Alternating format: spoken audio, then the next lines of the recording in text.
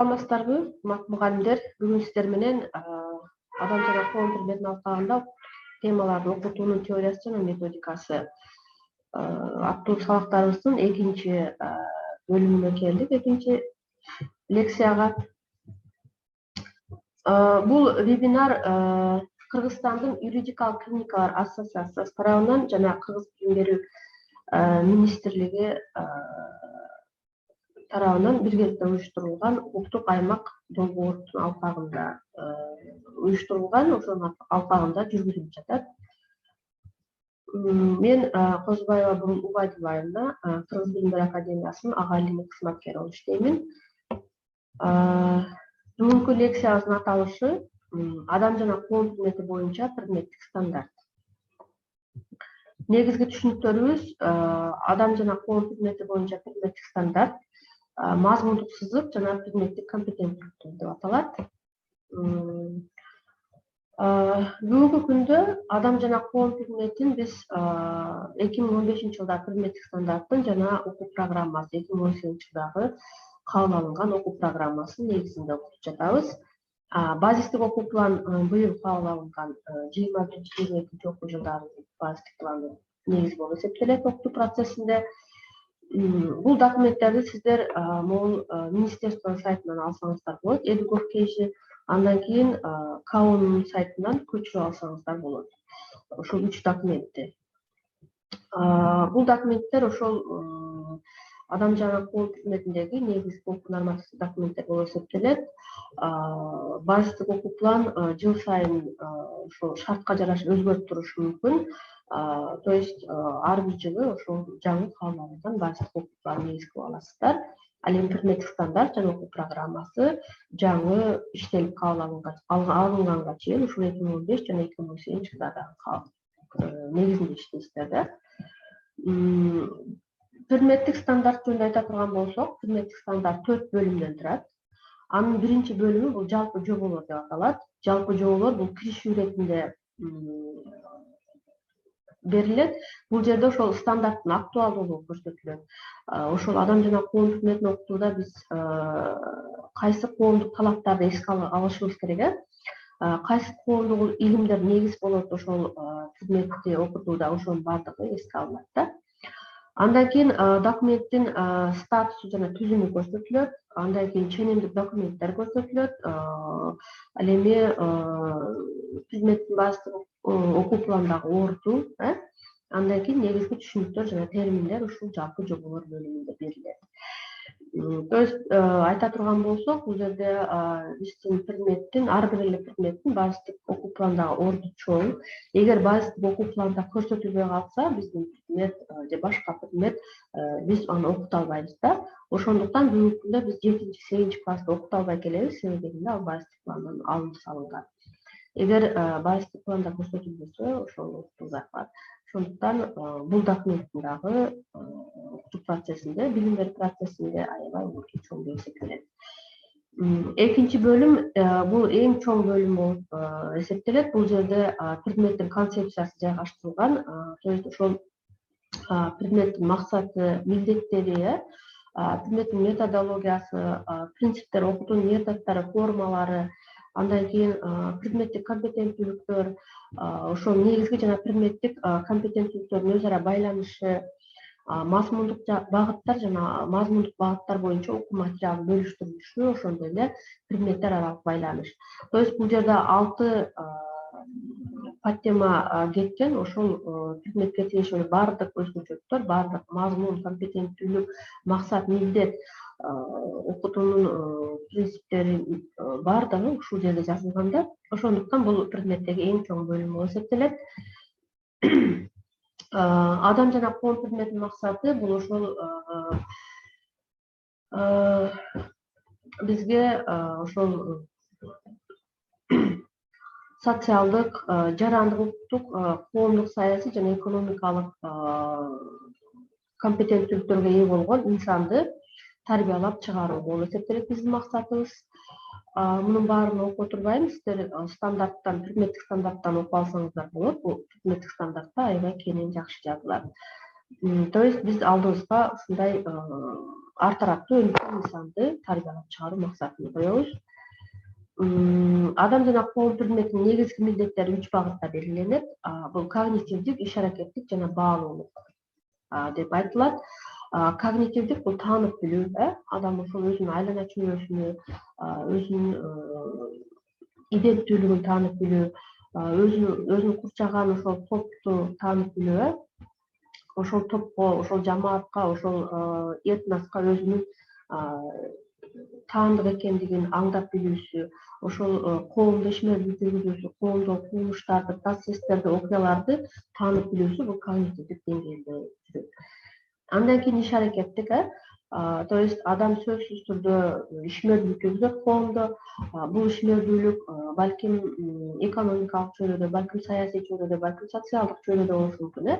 То есть ар бир адам сөзсүз ар бир чөйрөдө иш аракет жүргүзөт да. Андан кийин баалуулук элементтерин калыптандырат.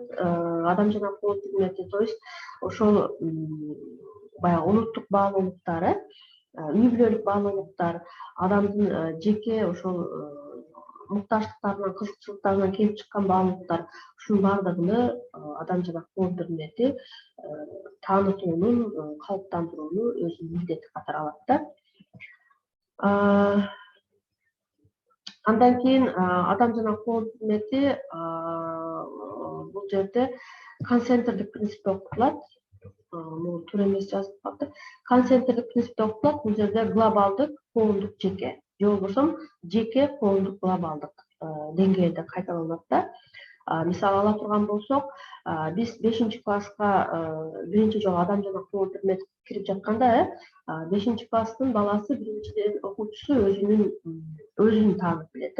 Адам деген ким, менин ысымым кандай аталат, анын мааниси кандай, мүнөз, эмоция, сезим деген эмне, адамдын муктаждыктары деген эмне, кызыкчылыктары деген эмне, үй бүлө деген эмне, коом деген эмне, дос деген ким деген сыяктуу мындай ошол өзүнүн жеке баягы өзгөчөлүктөрүнө тиешелүү баардык маалыматтарды алат да. Андан кийин 6-7, 8, 9-класска чоң болгон сайын коомдук эмелер, мындайча айтканда, коом жөнүндө маалыматтарга ээ болот. Андан кийин 10-11 класста бул глобалдык деңгээлде өсүп чыгат. 10-11 класста балдар уже окуучулар глобалдык деңгээлдеги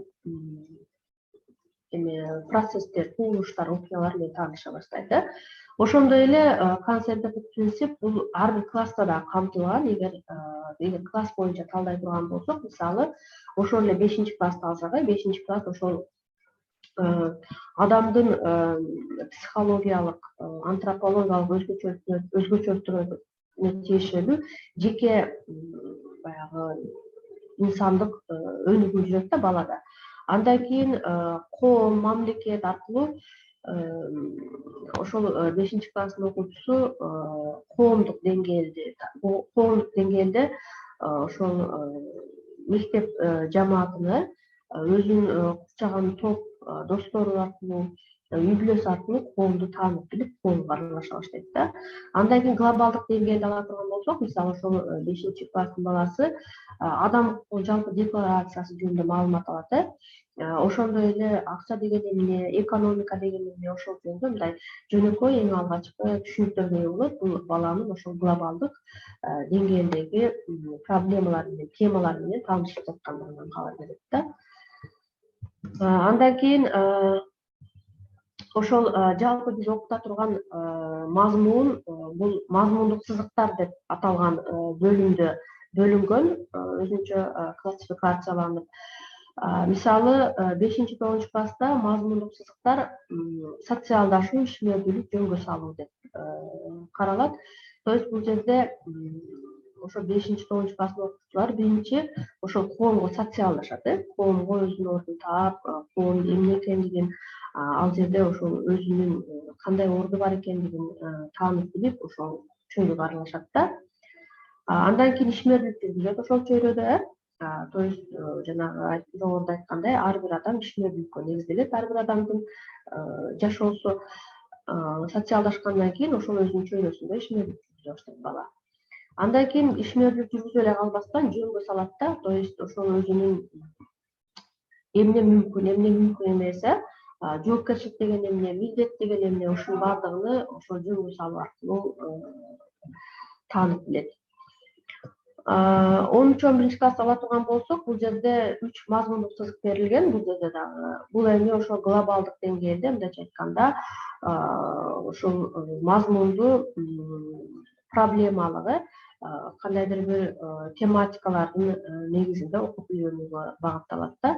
Мисалы бул жерде инсан социалдык мейкиндикте жана социалдык убакытта биринчи мазмундук сызыгыбыз. То есть бул жерде социалдык мейкиндик деп ошол бир эле өзү жашаган айыл же шаары же өзү окуган мектеп эмес, бул жерде ошол жалпы коомчулук эске алынып атат да. Мисалы ошол айыл өкмөтү, район, ошол регион, область, андан кийин республика. То есть ошол социалдык мейкиндик катары ошол жалпы бала жашаган аймак, бала ишмердүүлүк жүргүзгөн аймак эсептелет да. Андан кийин социалдык убакытта, то есть бул жерде дагы баланын ошол кайсы жерде болбосун ошол коомго аралашып, коомдогу маселелер менен тааныш болушу, аларды чече билиши ушул биринчи мазмундук сызыкта берилет. Андан кийин маданияттын көп түрдүүлүгү, бүгүнкү ошол дүйнөлүк коомчулуктун талабы ушундай болуп атат. Биз ошол плюралисттик көз караштагы толеранттуу инсанды тарбиялап чыгарышыбыз керек. Мындай инсанды тарбиялап чыгарыш үчүн ошол маданияттын көп түрдүүлүгүн кабыл алышыбыз керек да. Бул маданияттын көп түрдүүлүгү бул каада салтта, диний көз карашта, жашоо образында, этностук өзгөчөлүктөрдө камтылышы мүмкүн да. Ошонун баарына биз толеранттуу түрдө мамиле кылган плюралисттик көз караштагы инсанды тарбиялап чыгарганда ошол маданияттын көп түрдүүлүгүн кабыл алабыз да.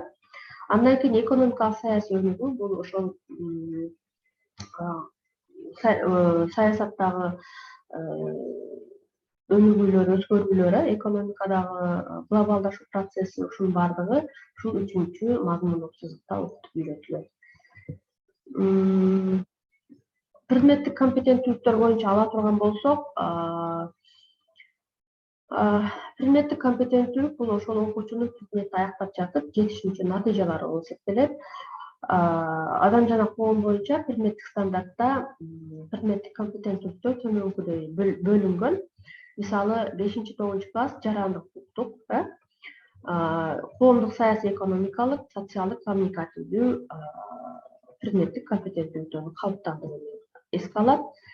Ушул талапты коет. 10-11 класс жарандык укуктук, социалдык экономикалык жана баалуулук багыттык компетенттүүлүктөрдү калыптандырууга багытталат. Мазмундук сызык боюнча айта турган болсок, мисалы могул жерде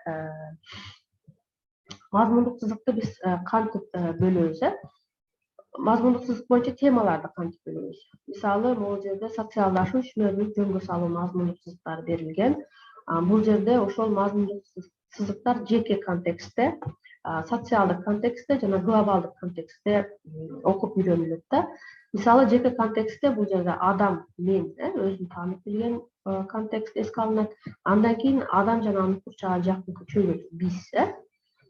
Бул жерде мисалы ушул жеке контекстти мисал кылып ала турган болсок, бул жерде социалдашуу, адам, индивидуалдуулук, инсан, жаран, иденттүүлүк сыяктуу адам өзүнүн жеке өзгөчөлүктөрүнө тиешелүү гана баягы инсандык сапаттарын, инсандык касиеттерин таанып билүүсү эске алынат. Ошол аркылуу социалдашуу жүрөт да.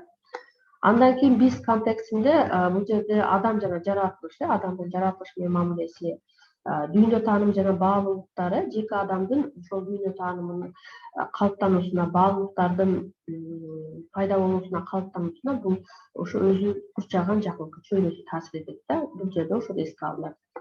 Ал эми ишмердүүлүк жөнүндө боюнча ала турган болсок, бул жерде мен контексти мүнөз, эмоция, сезими, адамдын муктаждыктары, дени сак жашоо, эмгек, ушул өзгөчөлүктөрдү, ушул ишмердүүлүк сыяктуу адамдын жеке сапаттары, жеке касиеттерине тиешелүү темалар ушул жерде ачылып берилет. Андан кийин биз контекстти бул жерде баарлашуу, то есть адам сөзсүз өзүн курчаган чөйрө менен өзүнүн достору, классташтары, ата энеси, туугандары менен баарлашат да. То есть баарлашуу сөзсүз мен жана биз контексттин ортосунда жүрөт. Ошондой эле адамдын жашоо чөйрөсү, билим алуу жана өз алдынча билим алуу, эркиндик жана жоопкерчилик, кесип тандоо булардын баардыгы ошо биз контекстинде ачылып берилет. Жөнгө салуу мазмундук сызыгын ала турган болсок, бул жерде көбүнчө ошо коопсуздукка көңүл бурушубуз мүмкүн, себеби дегенде мисалы ошол мен контекстинде жеке коопсуздук аябай маанилүү болуп эсептелет. То есть бул жерде ошо балдар өзүн кандай алып туруш керек, коомду коркунучтардан кантип өзүн коргош керек, ошондой бир көңүлсүз жагдайларга түшүп калбаш үчүн кандай эрежелерди сакташ керек. Бул ушул жөнгө салуу мазмундук сызыгында жеке контекстке тиешелүү тема болуп эсептелет. Андан кийин ошол эле жеке контекстте биз чөйрөсүндө жөнгө салуу коомдук коопсуздук темасында болушу мүмкүн. Ал эми социалдык контекстте коомчулук, коом, мамлекет деп ала турган болсок, эгер социалдык контекстте бул жерде жөнгө салуу коомчулукта, кичинекей жамааттарда, топтордо адептик этникалык нормалар аркылуу жөнгө салынышы мүмкүн. Коомдо конфликт жана компромисс аркылуу жөнгө салынышы мүмкүн. Андан кийин мамлекет контекстинде, социалдык контексттин мамлекет бөлүмүндө укук, эркиндик жана жоопкерчилик аркылуу жөнгө салынышы мүмкүн да. Ал эми глобалдык контекстте бул жерде демократия, жарандык коом ушундай темалар аркылуу ошол мазмундук сызык ачылып берилет да. Андан кийин үчүнчү бөлүм предметтик стандарттагы бул билим берүүнүн натыйжалары жана баалоо деп аталат. Бул жерде күтүлүүчү натыйжалар класстар боюнча берилет. Ошондой эле окуучулардын жетишкендиктерин баалоо дагы сиздерге мындай маалымат катары берилет да. Могул жерде күтүлүүчү натыйжалар жөнүндө айта турган болсок, күтүлүүчү натыйжалар момундай эмеде берилет, мындай өңүттө. Бирок предметтик стандартта бул таблицага салынып берилген, ар бир класстыкы таблицага салынып, бул жерде мазмундук сызык, класс боюнча, мазмундук сызык боюнча, компетенттүүлүк боюнча, натыйжалар боюнча кеткен да. Сиздер ушул күтүлүүчү натыйжаны алып туруп эле өзүңүздөр ошо баалоо эмесине колдонсоңуздар болот, баалоо процессинде да. То есть балдарды баалаганга ушул натыйжалар жакшы жардам берет да. Предметтик стандартта бул аябай жакшы кеңинен түшүндүрүп жазып берилген.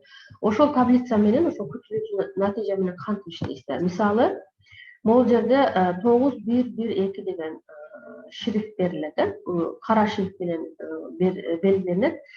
Мисалы, биринчи цифра, ушул шрифттин биринчи цифрасы бул классты билдирет. Мисалы, могу 9, бул жерде 5-чи класс болушу мүмкүн, 11-чи класс болушу мүмкүн. То есть биринчи цифра сөзсүз классты билдирет деп түшүнөсүздөр. Андан кийин экинчи цифра бул мазмундук багытты билдирет, социалдашуу, ишмердүүлүк, жөнгө салуу. То есть бул жерде 9-дан кийинки цифра бул биринчи цифра, демек бул жерде социалдашуу жөнүндө күтүлүүчү натыйжа берилген жатат. Андан кийин үчүнчү цифра бул компетенттүүлүк.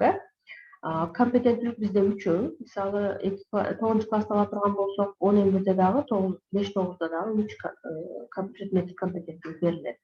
Ал эми бул жерде компетенттүүлүктө биринчи белгиленген, демек жарандык укуктук компетенттүүлүктүн күтүлүүчү натыйжасы берилет. Ал эми 4-чү цифра бул ушул натыйжа, То есть ушул цифралар могул натыйжага алып келет да. Мындайча айтканда, 9-чу класста социалдашуу мазмундук сызыгында жарандык укуктук компетенттүүлүк могул күтүлүүчү натыйжада калыптанат. То есть биз балдардан ушуну күтүп атабыз да. Эгер ушул аныктама далилденсе, ушул аныктама белгиленсе, анда балдарда ошо жарандык укуктук компетенттүүлүк калыптанган болот. Мисал ала турган болсок, жеке адамдын укуктары жана эркиндиктеринин маанисин түшүндүрөт, адамдын укуктары жана эркиндиктерин түшүнөт да бала, 9-чу класстын окуучусу.